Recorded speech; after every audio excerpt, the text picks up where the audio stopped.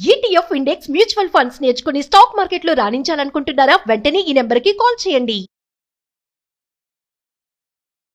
Hello views, welcome back to our channel. ఈరోజు మనతో ఉన్నారు స్టాక్ మార్కెట్ అనలిస్ట్ అయిన సుందరం రెడ్డి గారు. సార్తో మాట్లాడదాం. నమస్కారం సార్. నమస్తే సార్, ఒక వండర్ఫుల్ టార్గెట్ అయితే మన స్టాక్ మార్కెట్ అందుకోవడం జరిగింది. ఇండియన్ స్టాక్ మార్కెట్ అనేది $5 ట్రిలియన్ ఎకనామీ క్యాపిటలైజేషన్ అయితే దాటడం జరిగింది. ఇది ఒక బిగ్ మైల్ స్టోన్ అనే చెప్పాలి. అలాగే మనం ఇంకా ఎన్నో మైల్ స్టోన్స్ అందుకోవాల్సి ఉంది కూడా. అయితే ఈ డాలర్ కానీ మార్కెట్ రేస్లో మనకన్నా వెనకాల ఎవరున్నారు, మన ఎదురు ఎవరున్నారు, మనం నెంబర్ 1 పొజిషన్కి రీచ్ అవ్వాలంటే ఎవరెవరిని దాటాల్సి ఉంటుంది, ఇది ఎలా పాసిబుల్ అయింది, ఇది కూడా చెప్తారు. మనకంటే ముందంటే వరల్డ్లో నెంబర్ 1 అంటే అమెరికన్ మార్కెట్స్ అండి. ఆల్మోస్ట్ అది 55 ట్రిలియన్ ఎకానమీ, అది 55. ఓకే, మన ఇండియా ఇప్పుడు ఉంది ఎంత 5 ట్రిలియన్ రీసెంట్గా, 11 times మనం. అందుకని America very big. And world మార్కెట్లో ఆల్మోస్ట్ 60% స్టాక్ మార్కెట్ని సింగిల్ హ్యాండ్తో కంట్రోల్ చేస్తుంది American economy. Right. Second one China అండి, అండ్ 9.4 ట్రిలియన్ అనమాట చైనా, అది second biggest market. Third one Japan, 6.4 trillion Japan. And fourth one Hong Kong. Hyderabad అంత సిటీ అయినా సరే, బట్ చైనాస్ కంపెనీస్ అన్నీ కూడా అక్కడ లిస్ట్ అవుతూ ఉంటాయి. అందుకని హాంకాంగ్ యొక్క స్టాక్ మార్కెట్ కెపాసిటీ చాలా పెద్దది అనమాట. అది 5.5 ట్రిలియన్, ఆల్మోస్ట్ మందంత బస్ చాలా పెద్దది. ఇప్పుడు ఇండియా లేటెస్ట్గా నిన్నటితోటి అది అంటే 5 ట్రిలియన్కి అందుకుందండి, అలా ఆల్మోస్ట్. సో కాబట్టి మనం ఇప్పుడు 5th biggest stock markets, economy సంబంధం కదా, ఇది స్టాక్ మార్కెట్ క్యాపిటలైజేషన్. ఎకానమీ పరంగా చెప్పాలంటే యుఎస్ఏ వచ్చేసరికల్లా 27 ట్రిలియన్, సెకండ్ చైనా వచ్చేసరికల్లా 17 ట్రిలియన్, మూడోది జపాన్ వచ్చేసరికల్లా ఆల్మోస్ట్ 4.8 సంథింగ్, మంది 4 ట్రిలియన్ దగ్గరలో ఉంది. ఎకానమీ పరంగా మనం ఇప్పుడు 4th బిగ్గెస్ట్ దగ్గరలో ఉన్నాం. అంటే స్టాక్ మార్కెట్ పరంగా 5th బిగ్గెస్ట్కి వచ్చేసాం. అంటే అట్లా ఎకానమీ పరంగా ఓవరాల్గా ఇటు స్టాక్ మార్కెట్ పరంగా మనం అంటే టాప్ 5లోకి వచ్చేసాం అనమాట, అన్ని ఏరియాలో కూడా. అంటే ఈ మైల్ స్టోన్ రావడానికి అది ఒకరోజుతో వచ్చింది కాదండి, కాబట్టి ఇప్పుడు చాలా ఫాస్ట్గా గ్రో అవుతుంది. అంటే November 29th లాస్ట్ ఇయర్ మనం ఎంటర్ అయింది 4 trillion economy, 4 trillion market capitalization. ఇప్పుడు వితిన్ 6 months కల్లా మనం 5 ట్రిలియన్ మార్కెట్ క్యాపిటలైజేషన్కి వచ్చేసాం స్టాక్ మార్కెట్లో. అంటే స్టాక్ మార్కెట్ చాలా వాలటిలిటీ ఉన్న లాస్ట్ కపుల్ ఆఫ్ మంత్స్లో, బట్ ఈ మైల్ స్టోన్ చేరడానికి 1 ట్రిలియన్ మార్కెట్ క్యాపిటలైజేషన్ చేరడానికి పట్టిన టైం 6 months. అయితే ఫస్ట్ 1 ట్రిలియన్ ఎకానమీ అవడానికి కోసం పట్టిన టైం ఎంత అంటే 2007లో రీచ్ అయింది. స్టాక్ మార్కెట్లో 1875లో ఉంటే ఫస్ట్ ట్రిలియన్గా మార్కెట్ క్యాపిటలైజేషన్ రావడానికి పట్టిన టైము 2007లో అయింది. అప్పుడు సెన్సెక్స్ ఎంత అంటే 14,000. దానికి గల రీజన్స్ చెప్పొచ్చు సార్. అప్పుడు ఏ కారణాల వల్ల స్టాక్ మార్కెట్ అంటే అప్పుడు చాలా రిచ్ వాళ్ళకి అండ్ మెట్రోపాలిటన్ సిటీస్ వాళ్ళకే తెలుసు. అండ్ ఇంత లిస్టింగ్ లేవు స్టాక్ మార్కెట్ లిస్ట్. ఇవాళ రేపట్లో లిస్ట్ అయితే ఓవర్ నైట్లోనే కంపెనీస్ చాలా పెద్దవి అవుతున్నాయి. ఊహించుకోండి, టాటా క్యాపిటల్ వాళ్ళు కనుక టాటా సన్స్ లిమిటెడ్, అది కనుక స్టాక్ మార్కెట్ లిస్ట్ ఎందుకు, టాటా సన్స్ డే ఫస్టే 10 lakh crore company, 10 lakh crore company.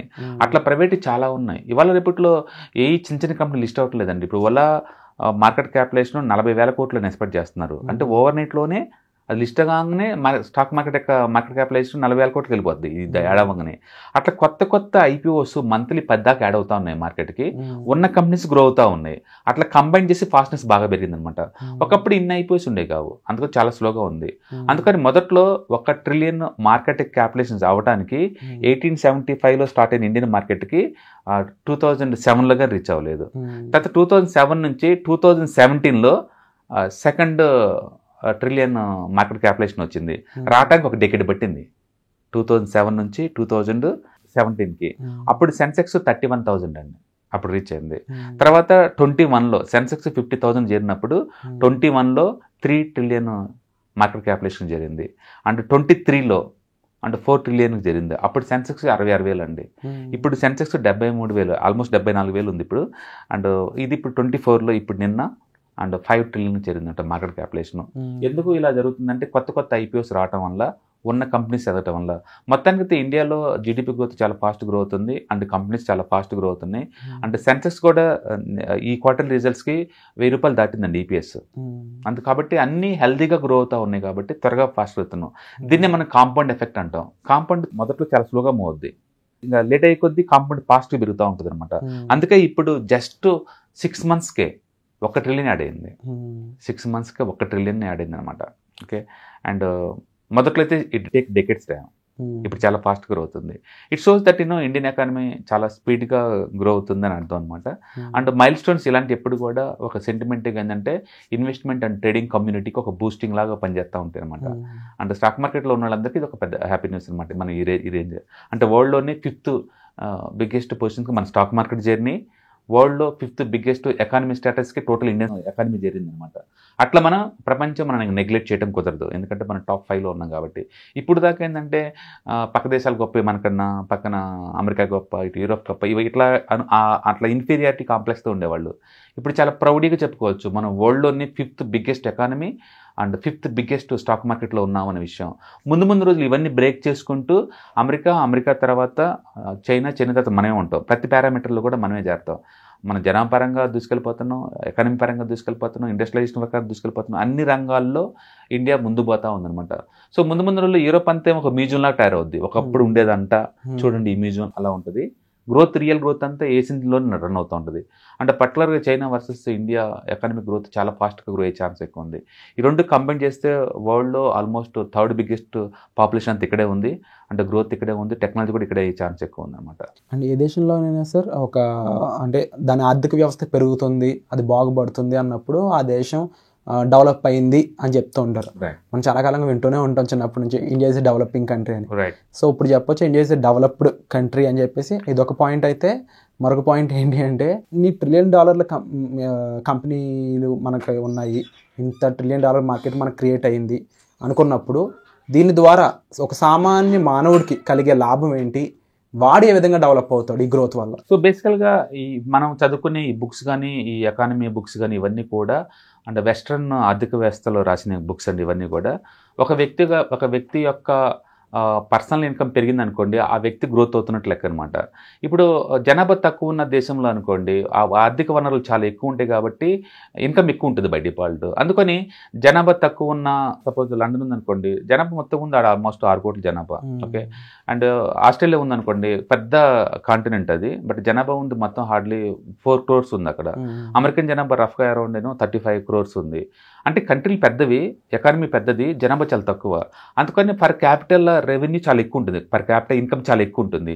అందుకని వాటితోటి జనాభా ఎక్కువ ఉన్న మనలాంటి కంట్రీలు మనం కంపేర్ చేయలేము. అందుకని ఇండియా ఎంత ఎదిగినా సరే చట్టంలో పడుతూనే ఉంటాయి. మీ కంట్రీలో ఈచ్ పర్సన్ యావరేజ్ సంపాదన $4,000, $3,000, మా దేశంలో $40,000 ఉన్నాయి. ఇలా కంపేర్ చేస్తూ ఉంటారు. అందుకని ఒక వ్యక్తి ఎదుగుదలని ఈ ఓల్డ్ పారామీటర్ల ద్వారా మనం మెజర్ చేయలేము. ఓకే. అండ్ రెండోది, ఇప్పుడు ఇండియా అనుకోండి, హ్యాపీయెస్ట్ ఇండెక్స్లో ఇండియన్ పొజిషన్ ఎంత అంటే 123 ప్లేస్లో ఉంది. మనకంటే దరిద్రంగా ఎకానమీ ఉన్న పాకిస్తాన్ బెస్ట్లో ఉంది, యుద్ధం జరుగుతున్న పాకిస్తాన్ బెస్ట్లో ఉందంట, అండ్ టర్కీ బెస్ట్లో ఉంది. ఇవన్నీ హ్యాపీగా ఉన్నాయంట. అవన్నీ హ్యాపీగా ఎలా ఉంటాయంటే ఎవరు తెలియదు ఇవన్నీ. అందుకని ఈ వెస్ట్రన్ కంట్రీస్ ఇచ్చే డేటా అంతా లూప్ హోల్ సిస్టమ్ అని వాళ్ళ బయాస్ ఉంటుంది అనమాట. అందుకని ఇండియా డెవలపింగ్ అవుతుంది అని ఎప్పటికనంటే వాళ్ళ దృష్టిలో ఎప్పటికీ అవుతూనే ఉంటుంది డెవలపింగ్. అది డెవలప్డ్ ఎప్పుడు అవ్వదు ఇండియా, ఎందుకంటే జనాభా 140 కోట్లు. మనకు వచ్చే ఇన్కమ్ని మనం కన్వర్ట్ చేసాం అనుకోండి, ఈచ్ పర్సన్ యావరేజ్ ఇన్కమ్ వచ్చేట్లా $4,000 ఉంటుంది. అమెరికాలో అట్ట కాదు, $40,000, $1 lakh ఉంటాయి అక్కడ. అందుకని వాటితో మనం ఎప్పుడు కంపేర్ చేయలేము ఎప్పటికీ. అందుకని మన ఎకానమీ పరంగా ఇంతకుముందుతో పోల్చుకుంటే డెఫినెట్గా ఫుల్ గ్రోత్ ఉందన్నమాట ఇప్పుడు. ఓకే.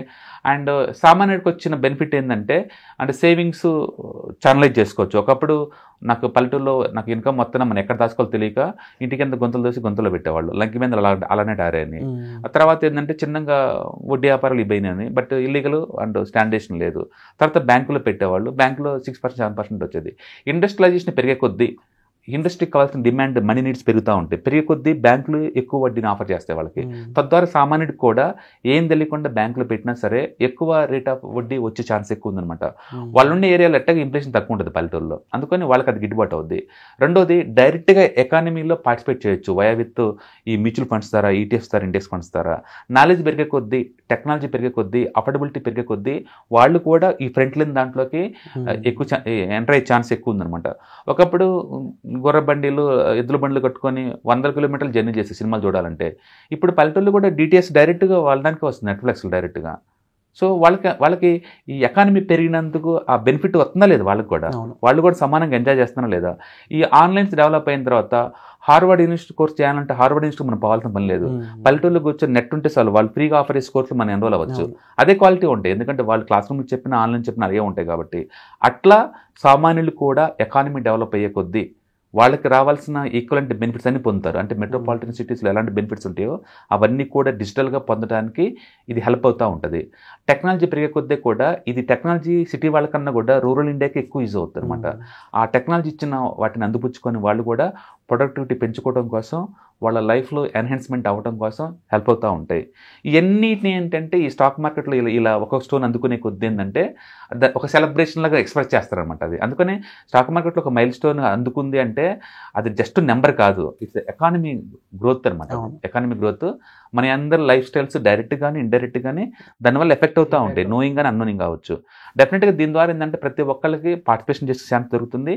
టెక్నాలజీ ఇచ్చిన అందుబాటులో మీ లైఫ్ స్టైల్స్కి వాటికి వచ్చిన రిజల్ట్స్ని మనం ఎంజాయ్ చేసే ఛాన్స్ ఎక్కువ ఉంది. ఇవాళ రేపట్లో పేమెంట్ ఆన్లైన్లో స్పాట్లో అవుతుంది. అమెరికాలో కూర్చున్న వాళ్ళ కిడ్స్ పల్లెటూరులో ఉన్న వాళ్ళకి స్పాట్లో మనీ పంపించగలుగుతున్నారంటే విత్ ఇన్ సెకండ్స్కే. అది టెక్నాలజీ గ్రోత్ ఇచ్చిన ఆపర్చునిటీసే కదా. అందుకని మన లైఫ్లో డెఫినెట్గా ఎన్హాన్స్ అవుతాయి. అందుకని మనం వాటిని నెగ్లెక్ట్ చేయలేం ఇలాంటి వాటిని. Wonderful sir. అండ్ తప్పకుండా ఇది ప్రతి ఒక్కరు తెలుసుకోవాల్సిన విషయాలు కాబట్టి thank you so much sir. Suman టీవీలో మీ పర్సనల్ అండ్ బిజినెస్ ప్రమోషన్స్ కోసం కింది నెంబర్కి కాంటాక్ట్ చేయండి.